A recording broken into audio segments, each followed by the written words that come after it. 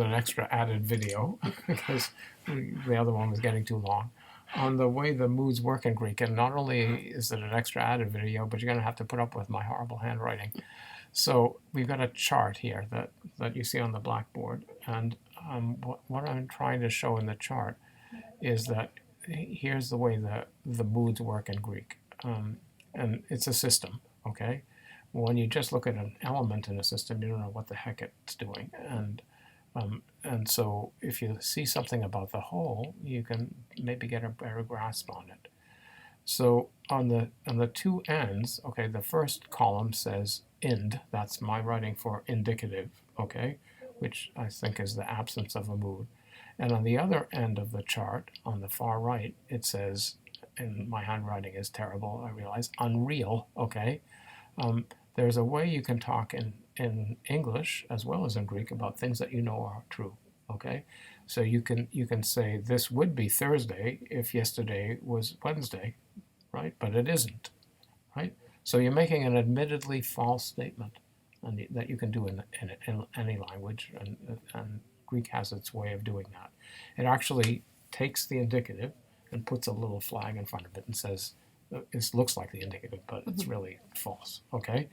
So these two things, the indicative and the unreal, when we get to learning about the unreal, which we're not going to yet, are contrastive and very clear categories. What's true and what's admittedly false. What you're asserting to be true, like today is Thursday, and what you know is false. This would be Thursday, but it isn't, okay?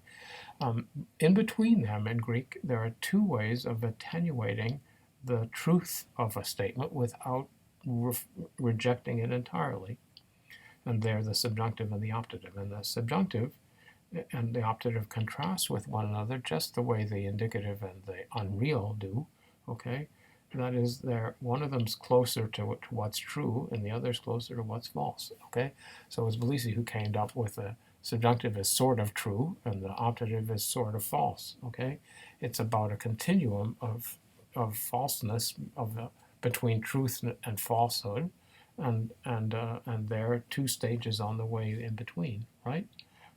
So I'll also put up those funny upside down brackets between the subjunctive and the optative, which contrast with one another. Okay, they're different from each other, and the indicative and the unreal, which contrast with one another, and the two pairs which contrast with one another. That is the true and the false, which are clear and simple, and the sort of true and the sort of false, which are a different kind of thing than the indicative and the unreal, okay? Now we'll see more about how this works when we get to talking about actual uses of the indicative. So this is kind of an abstraction and a good thing to kind of understand. So then we'll see why things work the way that we do. Okay? Yep.